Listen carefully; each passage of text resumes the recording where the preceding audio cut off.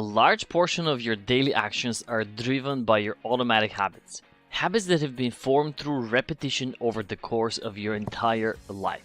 And naturally, there are healthy and productive habits that serve you and negative ones that work against you. In either case, you are what you repeatedly do, so you owe it to yourself to deepen your understanding of habits, how they work, how they're formed and broken, and how you can use them to create the best version of yourself. This is what Atomic Habits is all about, showing you how small adjustments can lead to a massive transformation in your life. If you make tiny 1% improvements to something on a daily basis in the course of just 1 year, you end up being 37 times better. Now that's huge. Imagine 37 times better health, or 37 times better finances, or relationships. Even a fraction of that will significantly transform your life, so let's dig into it. But before we get to how successfully form new habits, let's talk about your understanding of what success means. In the most common case, success is driven by the outcome, by the end goal. You do whatever it takes to acquire a certain amount of money, to look in a specific way, or date a specific person. And while all of that might seem perfectly acceptable and normal on the surface, it carries a lot of problems once you peel all the layers off. The main problem with goal-driven behavior is that it tends to ignore the process of getting there and just concentrates on getting the final outcome. By concentrating on winning a marathon, for example, instead of the systems and the habits of becoming a better runner, you inevitably put yourself at a disadvantage. After all, both winners and losers have the same exact goals. Everyone wants to win the marathon. Those who come out on top, though, are the ones who have been concentrating on the continuous improvements of their running habits, not just winning that single marathon. Concentrate on improving your financial habits instead of buying the dream car, and you most likely end up buying it much sooner. Same way, concentrate on improving your dietary habits instead of obsessing about the six-pack, and you'll get those chiseled abs much faster. As the author puts it, you do not rise to the level of your goals, you fall to the level of your systems. So let's talk about how habits are actually formed. There are generally 4 stages: the cue, the craving, the response, and the reward. It goes like this. You work on a problem for school or a presentation for work, and you inevitably get bored. The feeling of boredom is your cue. You feel the need to entertain yourself, which is your craving. The response is you pull out your phone and check out social media or your email. The reward is that little tiny bit of distraction and entertainment you instantly receive. Checking your social media becomes associated with feeling of boredom and frustration.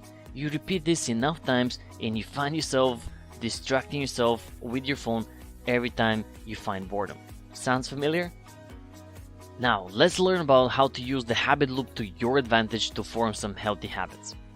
The 4 laws of behavior change are: make it obvious, make it attractive, make it easy, and make it satisfying. You start by making the cue obvious. If part of your New Year resolution was to go every day to the gym, but you never set a reminder on your phone or you never put it on your daily calendar, you most likely forget going more often than not. If you make that cue, that first step, super obvious, you stand a much higher chance of ending up at the gym. And the easiest way of making that cue obvious is a strategy called habit stacking. Attaching a new habit to an already existing one. You already have the habit of coming back from work and school, so stack exercise on top of that. Getting into the car or stepping onto the bus platform becomes your cue to head to the gym. You want to get into the habit of flossing? Stack it up on your hopefully already established habit of brushing your teeth. Putting down the toothbrush becomes your obvious cue to reach for the floss and get cracking. The next step is making the craving attractive. If the craving is not attractive enough, you have no motivation to engage in the wanted behavior. If going to the gym feels like a punishment, why bother? An effective tactic to use in this stage is something called temptation bundling. You can only watch your favorite Netflix show while you're at the gym, or you can only drink your favorite flavor of vitamin water only after you've completed the workout. By making it, I only get to enjoy X while or after I'm doing my desired activity, you make it exponentially easier on yourself to get things going much faster. So make that craving attractive. Moving on to making the response easy. If going to the gym requires you fight immense traffic, then you find parking, then you find a locker, then you change, then you book an elliptical machine, then you figure out the settings, and only then you get to actually exercise, you might be fighting an uphill battle. Making it easier on yourself by removing as much friction as possible is key to forming that new behavior. Anything that you can do to remove any of the required steps will ensure the likelihood of you sticking to that new habit. If you want to start running in the morning, for example, lay out your clothes, your shoes, your keys, your water, whatever else you might need the night before. This way, in the morning, you just need to roll out of bed, right into your running shoes, and by the time your brain has the time to say, "Oh my god, this is too hard, go back to bed," it will be drowned by the sound of your sneakers hitting the pavement. Making it easy also means not setting your goals extremely high. Instead of setting the expectation to run 20 minutes, set it up for 2 minutes. Instead of flossing all your teeth, set the expectation to floss only one. It sounds silly, but chances are that you'll do way more than that once you engage in the behavior. But overcoming that initial obstacles is usually the hardest, so set the goals low enough to actually set yourself up for success. And finally, make the reward satisfying. The easiest way to do this is to use reinforcements. Keep track of your successfully completed habits in a chart, in a calendar, your favorite habit tracker, it does not matter. When you visually see your accomplishment, you'll be motivated to continue acting in the same manner. Seeing your progress reinforces your identity of being someone who's healthy or someone who makes good financial decisions. And identity is the cherry on top of your behavior-changing cake of awesomeness. It is that final and deepest layer of habit formation. If you believe you're a healthy person, your habits, processes, and outcomes will absolutely follow. Your goal is not to run 60 miles, but become a runner. It is not to read 100 pages of a book, but become a reader. The goal is not to quit cigarettes, but not to be a smoker. These might seem like little subtle differences, but they will completely alter the way you think and how and which habits you form. And now you know how to form new healthy and sustainable habits. Make the cue obvious, make the craving rewarding, make the response easy, make the reward attractive, and you'll be on your way in no time. Now, let's talk about how you can put all this knowledge to use. अच्छी आदत बनाने में कभी कभी हम पूरी जिंदगी लगा देते हैं और फिर एक दिन छोटी सी गलती से वो आदत 1 सेकंड में बदल जाती है। ऐसा क्यों होता है? दरअसल हम अक्सर ये मान के चलते हैं कि बड़ी सफलता के लिए बड़ी बड़ी कोशिशें भी जरूरी हैं। हालांकि ये साफ तौर पर गलत तो नहीं है, लेकिन कभी कभी छोटी कोशिशें भी ज्यादा एफर्ट से बेहतर रिजल्ट लाती हैं। जेम्स क्लियर की ये किताब एटॉमिक हैबिट्स हमें उन्हीं आदतों के बारे में बताती है। एटॉमिक का मतलब है बहुत छोटा या अनलिमिटेड एनर्जी का सोर्स, और हैबिट का मतलब है वो चीजें जो हम हर रोज करते हैं, वो चीजें जो हम हर रोज दोहराते हैं। साफ तौर से एटॉमिक हैबिट्स वो छोटी छोटी आदतें हैं जो हमारी जिंदगी में बड़ा बदलाव ला सकती हैं। एटॉमिक हैबिट्स वो किन लोगों के लिए है? वो लोग जो कामयाबी के शिखर तक पहुंचना चाहते हैं, वो लोग जो अपनी आदतों के बारे में जानना चाहते हैं, वो लोग जो साइकोलॉजी पढ़ना चाहते हैं, वो लोग जो अपनी बुरी आदतों को छोड़कर अच्छी आदतें अपनाना चाहते हैं। इस किताब को बेहतर तरीके से समझने के लिए हम इसे 22 पार्ट में डिस्कस करने जा रहे हैं। और इससे पहले कि आप इस वीडियो में खो जाएं, अगर आप हमारे चैनल पर पहली बार आए हैं तो इमीडिएटली चैनल को सब्सक्राइब और वीडियो को इमीडिएटली लाइक भी कर दें। हमारा चैनल यूट्यूब के बेस्ट समरी चैनल में से एक है। हमारी वीडियोस कभी कभी थोड़ी लंबी हो सकती है क्योंकि हम बुक और वीडियो के कंटेंट पे कभी भी कॉम्प्रोमाइज नहीं करते, इसलिए वीडियो को एंड तक देखना जरूरी है। तो चलिए फिर शुरू करते हैं। बड़ी कामयाबी हासिल करने के लिए छोटे स्टेप से शुरुआत करें। जब आप हर दिन एक्सरसाइज करते हैं तो आप एक ही दिन में सेहतमंद और फिट नहीं बनते, लेकिन एक दिन आप जरूर सेहतमंद हो जाते हैं। वैसे ही जब आप हर रोज बाहर का फास्ट फूड खाते हैं तो आपको पता नहीं लगता कि आप मोटे हो रहे हैं, लेकिन कुछ दिनों या कुछ महीनों के बाद जब आप अपनी पुरानी फोटो देखते हैं तो आपको पता लगता है कि हर रोज के उस फास्ट फूड खाने ने आपकी सेहत पर क्या असर डाला है। हम हर रोज ना जाने कितने ऐसे काम करते हैं जो या तो अच्छे होते हैं या बुरे। हमें हमेशा ऐसा लगता है कि उस छोटे से काम का नतीजा कुछ खास नहीं होगा, लेकिन हम ये भूल जाते हैं कि उस छोटे काम को लगातार करने से हम ना जाने कितने पीछे या कितने आगे जा सकते हैं। एग्जाम्पल के लिए, एक इंसान इंटरनेट पर हमेशा अच्छी जानकारी को सर्च करता है, वहीं पर दूसरा इंसान हर दिन इंटरनेट पर हमेशा एंटरटेनमेंट की चीजों को देखता है या सर्च करता रहता है। हालांकि देखने में लग रहा है कि दोनों इंसान इंटरनेट का इस्तेमाल कर रहे हैं, लेकिन 5 साल के बाद उन दोनों के बीच का अंतर बहुत ज्यादा होगा। इसलिए अगर आप लंबे समय तक कामयाब और सेहतमंद रहना चाहते हैं तो आप उन कामों को पहचानिए जो आपको आगे लेकर जा रहे हैं या पीछे, और उसके साथ ये भी देखिए कि वो काम करना अच्छा है या बुरा, और इसके बाद फैसला कीजिए कि वो काम आपको हर रोज करना चाहिए या नहीं। अगर आप आज कोई नया काम कर रहे हैं या कोई ऐसा काम जो आप हर रोज करते हैं, तो आप खुद से सवाल कीजिए कि अगर आप इस काम को अगले 5 साल तक लगातार इसी तरह करते रहेंगे तो आपके ऊपर इसका क्या असर होगा। इस तरह से आप ये पता कर सकते हैं कि वो काम आपको करना चाहिए या नहीं। अगर आप अपनी इनकम का ज्यादातर हिस्सा अच्छे अच्छे गैजेट्स और सुख सुविधा खरीदने में बिताते हैं, तो जाहिर सी बात है कि आप खुद को आराम दे रहे हैं, और 5 साल के बाद इसका असर ये होगा कि आप 5 साल के बाद भी उतना ही पैसा कमा रहे होंगे जितना अभी कमा रहे हैं। लेकिन अगर आप अपनी इनकम का ज्यादातर हिस्सा खुद को पहले से बेहतर बनाने में और कहीं पर इन्वेस्ट करते हैं जहां से आपको अच्छा खासा रिटर्न मिले, तो जाहिर सी बात है कि आप 5 साल के बाद बहुत काम करके पैसा कमा रहे होंगे और एक सफल और कामयाब इंसान बनेंगे। एक बच्चा बड़ा होकर एक क्रिकेटर बनेगा या नहीं, ये इस बात पर डिपेंड करता है कि वो बचपन से इस दिशा में सीखना और प्रैक्टिस करता है या नहीं। जो शुरू नहीं करेगा वो आगे कैसे बढ़ेगा। इस तरह आपके रिजल्ट भी आपकी आदतों पर डिपेंड करते हैं, आपका बैंक बैलेंस आपकी सेविंग पर, और आपका वजन आपके खाने की आदतों पर। आपके पास कितनी इंफॉर्मेशन है ये डिपेंड करता है कि आप कितना समय अपनी पढ़ाई को देते हैं। आपके कमरे में और लाइफ में उतना ही कूड़ा होगा जितने समय से आपने सफाई नहीं की, यानी कि आपको वही मिलता है जो आप हर रोज करते हैं और दोहराते हैं। समय हार और जीत की दूरी को बड़ा करता है। जितना समय आप एक तरफ लगाएंगे उतना ही आप उसके करीब होंगे। अच्छी आदतें समय को आपका दोस्त और बुरी आदतें उसे आपका दुश्मन बना देती हैं। तो इस तरह आदतें हमारी जिंदगी की दिशा को डिटरमाइन करने में इंपॉर्टेंट रोल निभाती हैं। तो इस तरह आप समझ गए हैं कि अच्छी आदतें कितनी जरूरी हैं, लेकिन इन्हें अपनाना कैसे है ये जानने के लिए ये समझना जरूरी है कि हैबिट्स 2 धारी तलवार की तरह है। अगर अच्छी हुई तो जिंदगी सफल हो जाती है, और अगर बुरी हुई तो जिंदगी बर्बाद। आपने अक्सर ये सवाल सुना होगा कि तुम आने वाले 5 साल में खुद को कहाँ देखते हो, या फिर तुम बड़े होकर क्या बनना चाहते हो। लेकिन ऐसा बहुत कम ही लोग पूछते हैं कि आने वाले 10 मिनट में तुम ऐसा क्या करोगे जो तुम्हारी जिंदगी को बेहतर बनाएगा। और ऐसी सोच रखने वाले लोग ही जिंदगी में ज्यादा कामयाब होते हैं।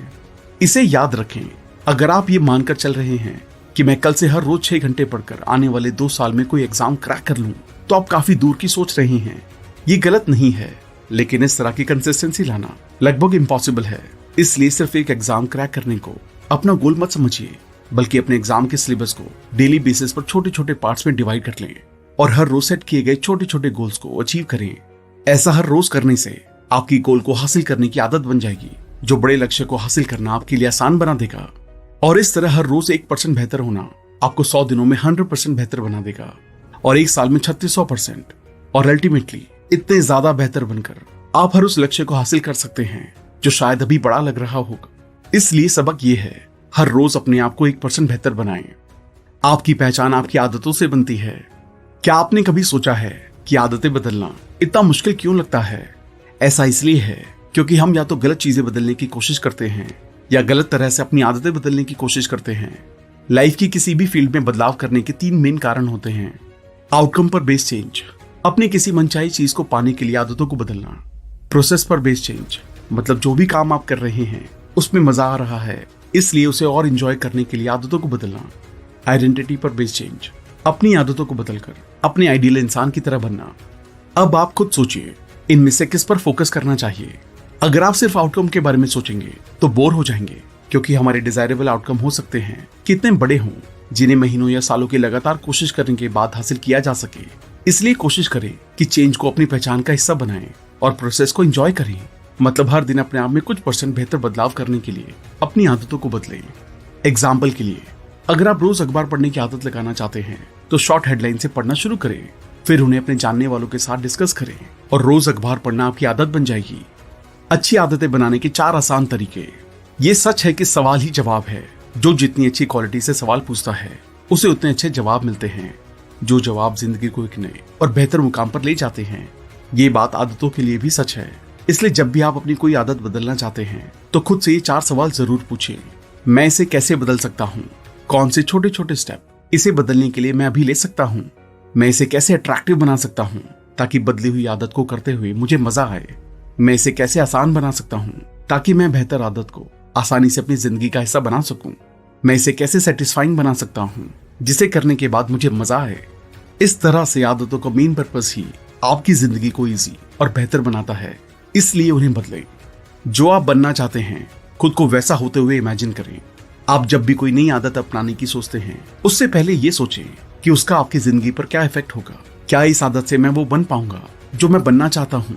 अगर आपको जवाब हाँ में मिले तो समझ लीजिए कि आपका दिमाग एक नई आदत को अपनाने के लिए तैयार है। इसलिए फिर अपने आप को उस तरह से एक्ट करते हुए इमेजिन करें कि बेहतर आदत अपनाने के बाद आप कैसे काम करने वाले हैं, कैसे सोचने वाले हैं और किस तरह से महसूस करने वाले हैं। नई आदत शुरू करने का सबसे बेहतर तरीका, जिन लोगों को लगता है कि उनमें कुछ करने के लिए मोटिवेशन की कमी है, उन्हें इस बात पर गौर करने की जरूरत है कि असल में उनमें कमी मोटिवेशन की नहीं बल्कि क्लैरिटी की है। वो ये जानते ही नहीं है कि उन्हें कहाँ जाना है और फिर क्यों जाना है। इस बारे में बिल गेट्स कहते हैं कि हर वो इंसान इनफाइनाइट कामयाबी हासिल कर सकता है जिसके पास क्लैरिटी और एनर्जी होती है। ऐसे में एक आदत बनाने का एक सबसे अच्छा तरीका है कि आप इन बातों की क्लैरिटी बनाएं। आप आदत को क्यों बदलना चाहते हैं? इस आदत को छोड़ने के लिए क्या छोड़ने वाले हैं? नई आदत अपनाने के लिए कौन से छोटे छोटे कामों से शुरुआत करने वाले हैं? अभी से छोटे एक्शन से शुरुआत करें। आपको ज्यादा मोटिवेशन की नहीं, अच्छे एनवायरनमेंट की जरूरत है। जेम्स क्लियर का एक फेमस कोट है, environment is the invisible hand that shapes human behaviour. आसान शब्दों में कहें तो आपके आसपास की वो चीजें जिनके साथ आप ज्यादा समय बिताते हैं। ये चीजें कोई किताब, किसी बात को सोचना, एक सर्कल ढूंढना हो सकता है। और याद रखें कि हर आदत की शुरुआत जरूरत से होती है। इसलिए बेहतर आदत को अपनाने के लिए एक बेहतर जरूरत को ढूंढें और उस तरह के माइंडसेट वाले लोगों के साथ, विचारों के साथ ज्यादा समय बिताएं और उस बारे में महसूस करें। सेल्फ कंट्रोल कैसे करें? एक बार अच्छी आदत पड़ जाए तो वो हमेशा बनी रहती है और जिंदगी को बेहतर बनाने में साथ देती रहती है। लेकिन फिर भी कभी कभी इंसान का दिमाग खराब आदतों की सेटिस्फैक्शन के लालच में भटक जाता है। एग्जाम्पल के लिए, जब भी आप वेट लॉस की डाइट के दौरान कुछ मीठा देखते हैं तो उसे खाने के लिए लालच बढ़ने लगता है और आपका सेल्फ कंट्रोल खोने लगता है।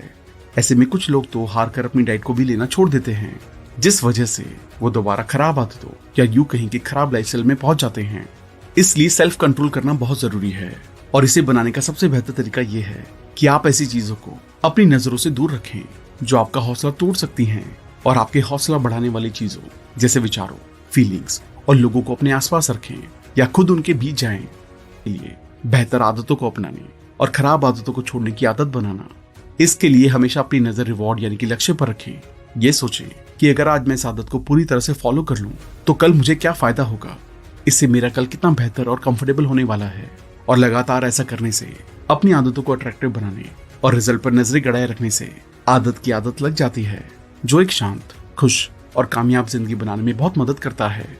परिवार और दोस्तों का आपकी आदतों पर क्या असर पड़ता है, इस बात में कोई दो राय नहीं है कि हम हमेशा अपने आसपास के लोगों के जैसा बनने की कोशिश करते हैं। और कामयाब लोगों का ये मशहूर कोट है कि आप उन 5 लोगों का एवरेज होते हैं जिनके साथ आप ज्यादा समय बिताते हैं। आपकी इनकम, हेल्थ, रिस्पेक्ट और सोचने का तरीका लगभग उन 5 लोगों का एवरेज होता है। इसलिए ये जरूरी है कि आपके परिवार और दोस्तों की आदतें अच्छी हों। और अगर ऐसा नहीं है तो आप किसी ऐसे सर्कल या क्लब को ज्वाइन करें जहां उस तरह की मेंटालिटी के लोगों का उठना बैठना हो जैसे आप बनना चाहते हैं। बुरी आदतों की वजह कैसे ढूंढें और उन्हें कैसे बदलें?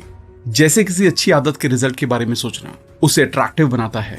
रिजल्ट को सोचकर आप उस आदत या काम को और जोर शोर और मोटिवेशन से करने लगते हैं। वैसे ही किसी बुरी आदत के रिजल्ट के बारे में सोचना उसे अनअट्रैक्टिव बनाता है और आपको डिसअपॉइंट या डिमोटिवेट करता है। इसलिए अपने डेली रूटीन पर ध्यान दें और ऐसी आदतों या एक्टिविटी को ढूंढ निकालें जो आपका टाइम बर्बाद करती हैं, आपकी प्रोडक्टिविटी को कम करती हैं या आपको गोल की तरफ ले जाने में कोई भूमिका नहीं निभाती। फिर उन आदतों के रिजल्ट पर विचार करें और मनचाहे रिजल्ट देने वाली आदतों को लगातार करते रहें और बाकी को छोड़ दें। धीरे धीरे आगे बढ़ें। अपनी आदतों में बदलाव करने के लिए यह भी जरूरी है कि आपकी नई आदतें आसान हों। उन्हें शुरू करना और दोहराते रहना आसान हो और कोई भी आदत उसे बार बार दोहराने और धीरे धीरे आगे बढ़ने से बनती है। इसलिए किसी भी नए काम या आदत को छोटे छोटे स्टेप्स में करें और धीरे धीरे इसे बढ़ाएं।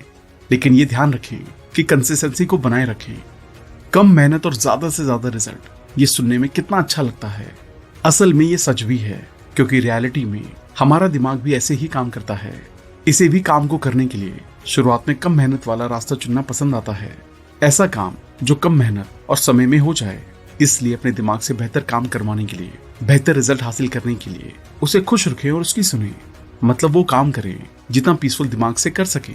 ध्यान रखें कि शुरुआत में किसी काम को करने के लिए दिमाग पर प्रेशर ना पड़े। बस शांत दिमाग से उसे रोज थोड़ा थोड़ा करें और जब ये काम कुछ दिनों तक लगातार होगा तो दिमाग उस आदत को बेहतरीन तरीके से करने के रास्ते अपने आप ढूंढ लेगा। आपको जरूरत होगी तो बस इतना करने की कि बेहतरीन आदत या काम को रोज और लगातार करें। 2 मिनट में टाल मटोल को रोकें। प्रोक्रेस्टिनेशन यानी कि टाल मटोल अच्छी आदतों और बेहतर जिंदगी या आसान शब्दों में कहें तो सफलता का सबसे बड़ा दुश्मन है और इसे बदलने का एक बेस्ट तरीका है 2 मिनट रूल। मतलब इसके अकॉर्डिंग जब भी आप कुछ करने की सोचें तो ऐसा सोचने के 2 मिनट के अंदर ही करना शुरू कर दें ताकि आपके दिमाग को भटकने का मौका ना मिले और आप बेहतर काम करें। अच्छी आदतों को जिंदगी का हिस्सा बनाएं और बुरी आदतों से छुटकारा पाएं। इन्वर्जन लॉ ये कहता है जैसे कि अच्छी आदतों को अपनाने के लिए उन्हें आसान बनाना जरूरी है, वैसे ही बुरी आदतों से छुटकारा पाने के लिए उन्हें मुश्किल बनाना जरूरी है। एग्जाम्पल के लिए जब हमें सोशल मीडिया साइट के इस्तेमाल की आदत से छुटकारा पाना होता है तो हम उन ऐप्स को ही डिलीट कर देते हैं। इससे हम उस आदत को इम्पॉसिबल बना देते हैं। बिहेवियर में बदलाव करने के जरूरी रूल। ये सच है कि जब भी कुछ काम करने से हमें सेटिस्फैक्शन मिलती है तो हम उस चीज को दोबारा करने से नहीं कतराते, बल्कि ज्यादा से ज्यादा बार और ज्यादा समय तक करने की कोशिश करते हैं। इसलिए बिहेवियर में पॉजिटिव बदलाव लाने के लिए नई आदतों को सेटिस्फैक्टरी बनाएं। इसके लिए शुरुआत ऐसे कामों से करें जिससे सेटिस्फैक्शन मिलता है और इसी तरह काम और सेटिस्फैक्शन को बढ़ाते रहें। ये खराब आदतों को अच्छी आदतों में बदलने का जरूरी रूल है। हमेशा वो काम करें जिससे आपके मन को शांति और खुशी मिले। हर रोज अच्छी आदतों से कैसे जुड़े रहें। साइकोलॉजिकल रिसर्च के मुताबिक हमें सबसे ज्यादा सेटिस्फैक्शन तब मिलती है जब हम अपना कोई गोल पूरा कर लेते हैं। अब आपने अपना गोल पूरा किया या नहीं, इसे जानने और ट्रैक करने के लिए एक हैबिट ट्रैकर ऐप डाउनलोड करें या फिर किताब या कैलेंडर पर निशान बनाकर अपनी हैबिट्स को ट्रैक करें। इससे आपकी आदतों और आपके बीच एक जुड़ाव बनेगा और इस तरह अपनी आदत से जुड़े रहने के लिए उन्हें देखें और इंश्योर करें कि इंप्रूवमेंट जोन में हर रोज के अपने गोल को पूरा करें। कैसे किसी को अकाउंटेबिलिटी पार्टनर बनाना सब बदल देता है। अपने फैमिली या दोस्तों में से ऐसे लोग देखें जो आपको कामयाब देखना चाहते हैं। उनके साथ अपने गोल्स और डेली शेड्यूल को डिस्कस करें। ऐसा करने से एक अकाउंटेबिलिटी एस्टेब्लिश होती है, क्योंकि जब आप सही काम करेंगे, अच्छी आदत को करेंगे, गोल के लिए काम करेंगे, तो वो आपको अप्रिशिएट करेंगे और उसी तरह भटकाव में वो अच्छा गाइडेंस करेंगे जो आपको सही रास्ते पर चलकर अच्छी आदत से जुड़ने में मदद करेंगे। टैलेंट के बारे में सच्चाई। कब आपके टैलेंट जरूरी हैं और कब नहीं। आपको कामयाब होने के लिए सही टारगेट चुनना बहुत जरूरी है और लक्ष्य को हासिल करने के लिए अपने इंटरेस्ट और टैलेंट को पहचानना और सुधारना बहुत जरूरी है। एग्जाम्पल के लिए अगर आपको गाने में इंटरेस्ट नहीं है और आप दुनिया के सबसे फेमस सिंगर बनने को अपना लक्ष्य बना लें तो ये सरासर बेवकूफी है। लेकिन अगर आपको राइटिंग में इंटरेस्ट है और आप दुनिया के महान राइटर बनने का टारगेट सेट करें और उसके लिए जरूरी चीजें सीखते रहें, अपने टैलेंट को बढ़ाएं, तो एक दिन आप जरूर दुनिया के महान राइटर बन सकते हैं। इसे आसान शब्दों में कहें तो आदतें अपनाना तब आसान होता है जब वो आपकी नेचुरल एबिलिटी के साथ मेल खाएं। नेचुरल एबिलिटीज का मतलब वो काम जिसे करने में आपको मजा आए, जो काम आपको खेल लगे, काम नहीं। इसलिए उन्हीं आदतों को चुनें जिन्हें करने में आप इंटरेस्टेड हैं और जिनसे आपको खुशी मिलती है, और फिर उसमें बेहतर बनने के लिए अपनी काबिलियत को बढ़ाते रहें। Goldilocks law. जिंदगी में मोटिवेशन कहां से लाएं। सक्सेस का सबसे बड़ा दुश्मन फेलियर नहीं है बल्कि बोर होना है। इसलिए जब हम कुछ करने से बोर हो जाते हैं तो उसे करने में एफर्ट्स नहीं लगाते। इसलिए कई बार उसे करना लगभग इम्पॉसिबल सा लगने लगता है और धीरे धीरे ये खराब आदत लोगों को फेलियर की तरफ ले जाती है। गोल्डीलॉक्स लॉस के मुताबिक इंसान उन कामों को करते समय फुल मोटिवेशन को एक्सपीरियंस करता है जो उसकी वर्तमान क्षमताओं से मेल खाते हैं। इसलिए किसी कामयाब इंसान से अफेक्ट होकर सीधे उनकी किसी आदत या शेड्यूल को जबरदस्ती ना अपनाएं, बल्कि अपनी एबिलिटीज को देखें कि आप किस आदत को करने में ज्यादा खुशी महसूस करते हैं और उसको अपनी आदत बनाएं। इसके जरिए लक्ष्य तक पहुंचना तेज और आसान होगा। अच्छी आदतें कैसे बनती हैं। आदत बनती कैसे है। क्यू, क्रेविंग, रिस्पॉन्स और रिवॉर्ड को प्रैक्टिस करने से। कोई भी आदत फिर चाहे वो अच्छी हो या बुरी 4 स्टेजेस से बनती है। स्टेज 1 क्यू यानी कि सिग्नल। सबसे पहले आपको बाहर से एक सिग्नल मिलता है। जैसे अगर आप कहीं स्मोकिंग का पोस्टर देखते हैं तो वो आपके लिए सिग्नल का काम करता है। Stage 2 craving. सिग्नल या क्यू मिलने के बाद आप में भी उस चीज की इच्छा या क्रेविंग जाग उठती है। Stage 3 response. फिर आप उस क्रेविंग या इच्छा को रिस्पॉन्स देते हैं, यानी आप उस काम को करने लगते हैं। जैसे स्मोकिंग का पोस्टर देखकर आप में डिजायर आ सकती है और फिर आप सिगरेट पीने लगते हैं। Stage 4 reward. रिस्पॉन्स देने के बाद आपका दिमाग आपको खुशी और प्लेजर का इनाम या रिवॉर्ड देता है। आपने देखा होगा सारी बुरी आदतें आपको थोड़े समय के लिए प्लेजर से भर देती हैं, लेकिन धीरे धीरे यही प्लेजर आपके दुखों का कारण बन जाता है, जिससे आपको तरह तरह की परेशानियां होने लगती हैं। ऑथर कहते हैं कि अगर आपको कोई बुरी आदत छोड़नी है तो स्टेज 1 पर ही संभल जाएं। जैसे आपके सामने स्मोकिंग का पोस्टर हो तो उसकी ओर ना देखें, बल्कि जॉगिंग करते हुए वहां से निकल जाएं। अगर क्लू मिल भी जाए तो डिजायर को खत्म करें। डिजायर होने भी लगे तो भी रिस्पॉन्स ना दें। बल्कि दूसरा काम करने में लग जाएं। इससे आप कभी भी उस आदत में नहीं फंसेंगे और अच्छी आदतें बनाने की तरफ चल सकेंगे। अच्छी आदतें बनाने का फॉर्मूला: ऑब्वियस, अट्रैक्टिव, इजी और सेटिस्फाइंग। आइए अब देखते हैं आप कोई भी अच्छी आदत कैसे बना सकते हैं। इसके लिए आपको 4 स्टेप्स लेने होंगे। Step 1, obvious. ऑब्वियस का मतलब है क्लैरिटी। जो भी अच्छी आदत आप बनाना चाहते हैं तो पहले उसका गोल क्लियर कर ले, मतलब आप क्या पाना चाहते हैं और कितना। जैसे ब्लॉगिंग का एग्जांपल लेते हैं। अगर आप ब्लॉग करना शुरू करना चाहते हैं तो ये डिसाइड कर लें कि आप कितना पैसा कमाना चाहते हैं। बिगनर है तो आपका टारगेट 5,000 रुपए हर महीने हो सकता है। अगर आप दिमाग को ये टारगेट देंगे तो उसे कोई कंफ्यूजन नहीं होगा, वो उस टारगेट को अचीव करने में लग जाएगा। लेकिन अगर आप ऐसा सोचेंगे कि मैं ब्लॉग से बहुत सा पैसा कमाऊंगा तो ब्रेन कंफ्यूज रहेगा, क्योंकि बहुत का मतलब तो कुछ भी हो सकता है। आप ब्रेन को क्लियर गोल दें। ऐसे ही ब्लॉग के केस में आप दिन में कितना लिख सकते हैं इसका गोल भी बना लें।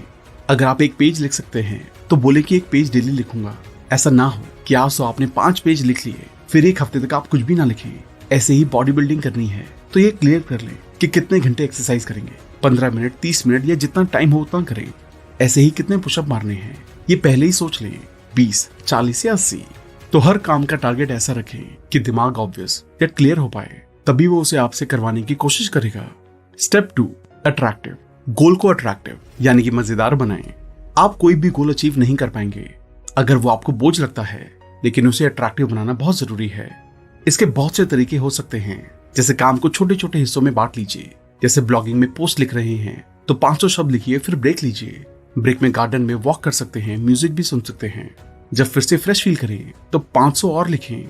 ऐसे ही बॉडी बिल्डिंग में एक रिपीटेशन के बाद रेस्ट ले लें, दोस्तों के साथ गपशप बांट लें। ऐसे ही किसी भी काम को लंबे समय तक एक साथ ना करें। हर आधे घंटे में ब्रेक जरूर लें और ब्रेक में कुछ इंटरेस्टिंग काम कर लें। Step 3, easy. गोल को अचीव करना आसान बना लें। इसके लिए पहले तो इम्पॉसिबल गोल ना रखें। पहले ही दिन बॉडी बिल्डिंग में 100 पुशअप करने की ना सोचें। ब्लॉगिंग में एक ही दिन 4-5 पोस्ट लिखने की ना सोचें। गोल को छोटे छोटे स्टेप में करें, ये आपको बहुत आसान लगेगा। Step 4, satisfying. गोल से आपको सेटिस्फैक्शन मिलनी चाहिए।